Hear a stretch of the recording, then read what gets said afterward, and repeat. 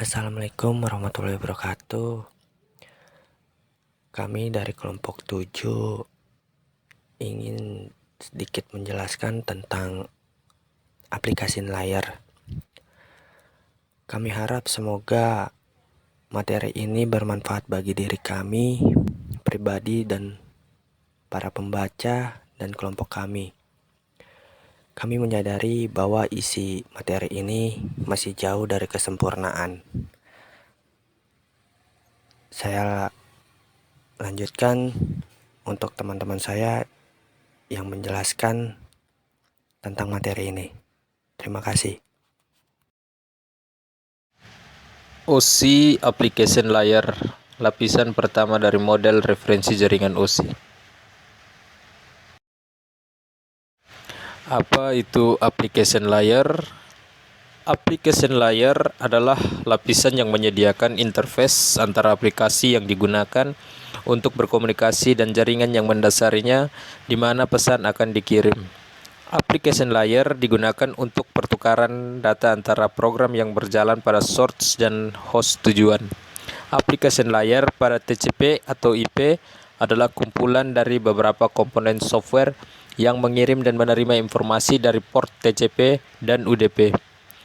Sebagai alat untuk pengumpul informasi konfigurasi network dan beberapa lainnya, boleh jadi adalah sebuah user interface atau application program interface yang mendukung desktop operating environment.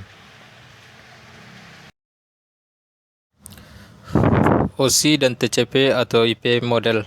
Setiap program yang dieksekusi dimuat pada perangkat yang disebut sebagai suatu proses. Dalam application layer, ada dua bentuk program perangkat lunak atau proses yang menyediakan akses ke jaringan aplikasi dan layanan. Dalam model OSI, aplikasi yang berinteraksi langsung dengan orang dianggap berada di atas tumpukan seperti masyarakat sendiri. Seperti semua lapisan dalam model OSI, application layer bergantung pada fungsi dari lapisan bawah untuk menyelesaikan proses komunikasi. Dalam application layer, protokol menentukan pesan apa yang dipertukarkan antara host sumber dan tujuan, sintaks dari perintah kontrol, jenis dan format data yang dikirim, dan metode yang sesuai untuk pemberitahuan, kesalahan, dan pemulihan. Protokol application layer digunakan oleh kedua perangkat sumber dan tujuan selama sesi komunikasi. Agar komunikasi berhasil, protokol application layer diimplementasikan pada host sumber dan tujuan harus cocok. Protokol menentukan bagaimana data di dalam pesan sudah terstruktur dan jenis pesan yang dikirim antara sumber dan tujuan. Pesan-pesan ini dapat permintaan untuk layanan, pengakuan, pesan data, pesan status, dan pesan kesalahan. Protokol juga mendefinisikan dialog pesan, memastikan bahwa pesan yang dikirim adalah dipenuhi oleh respon yang diharapkan dan jasa yang benar dipanggil ketika terjadi transfer data.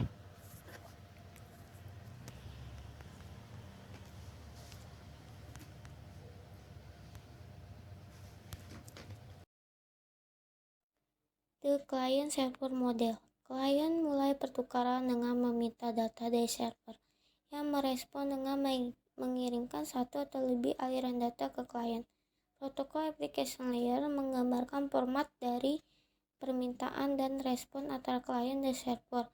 Selain transfer data aktual, penukaran ini juga mungkin membutuhkan informasi kontrol seperti autentikasi pengguna dan identifikasi file data yang ditransfer. Contoh klien. Salah satu contoh klien server jaringan adalah lingkungan perusahaan di mana karyawan menggunakan sebuah email server untuk mengirim, menerima, dan menyimpan email. Sebagai contoh, klien dapat mentransfer file ke server untuk tujuan penyimpanan. Transfer data dari klien ke server disebut sebagai mengupload, dan data dari server ke klien sebagai download. Proses server. Sebuah server biasanya merupakan komputer yang berisi informasi untuk dibagikan dengan sistem klien banyak. Misalnya halaman web, dokumen, database, gambar, video, dan file audio semua dapat disimpan pada server dan dikirimkan ke meminta klien. Dalam kasus lain seperti printer jaringan, print server memberikan permintaan klien cetak ke printer tertentu. Selain itu, server biasanya memiliki beberapa klien meminta informasi pada saat yang sama.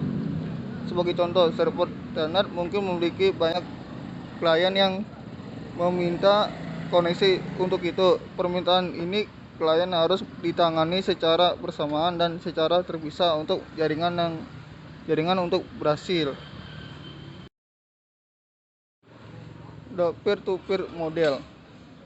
Sebuah jaringan rumah sederhana dengan dua komputer yang terhubung berbagai printer adalah contoh dari suatu jaringan peer-to-peer. Setiap orang dapat mengatur komputernya untuk berbagi file, memungkinkan game jaringan, atau berbagi koneksi internet. Contoh lain dari fungsionalitas jaringan peer-to-peer adalah dua komputer yang terhubung ke jaringan besar yang menggunakan aplikasi software untuk berbagi sumber daya antara satu sama lain melalui jaringan. DNS protokol. Namun, kebanyakan orang sulit mengingat alamat numerik. Oleh karena itu, nama domain diciptakan untuk mengkonversi alamat numerik menjadi nama sederhana dikenali.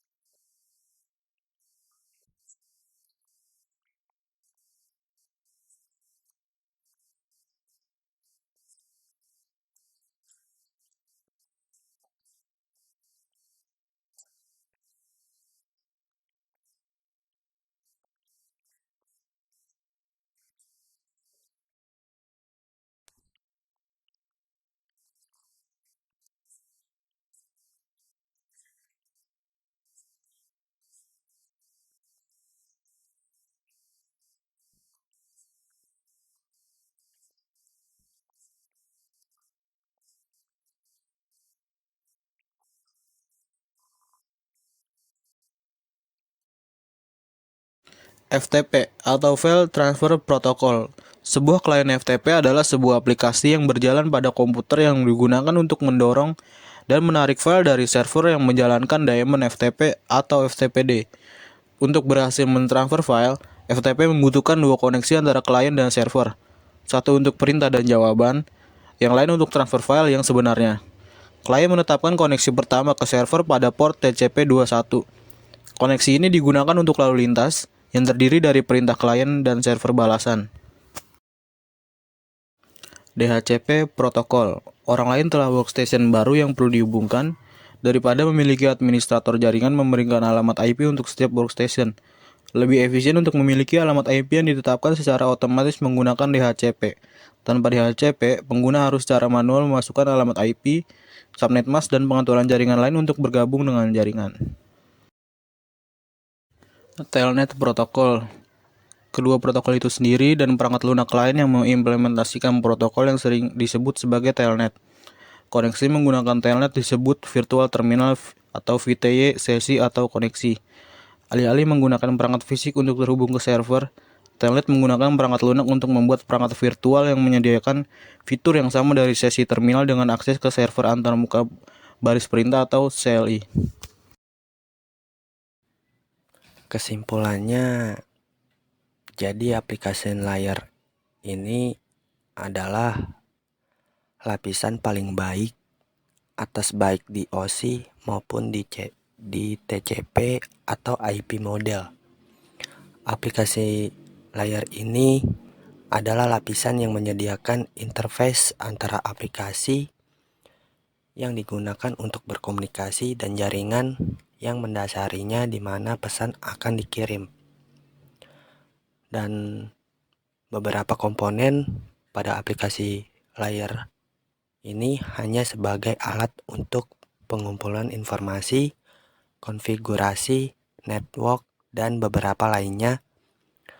Boleh jadi sebuah user interface atau aplikasi, program interface, atau API yang mendukung desktop operating environment. Dan juga protokol-protokol dalam aplikasi layar. Di sini ada DNS protokol, HTTP protokol, SMTP atau POP protokol, ada FTP protokol, dan DHCP protokol atau Telnet protokol. Menurut saya itu saja yang bisa saya sampaikan dari kelompok kami, kelompok 7. Materi-materi ini bertujuan agar dapat menambah pengetahuan dan wawasan bagi saya dan kelompok saya dalam jaringan komputer. Serta saya dan orang lain juga dapat memahami nilai-nilai dasar yang mudah-mudahan bisa dapat dipelajari materi ini. Saya ucapkan sekian dan terima kasih.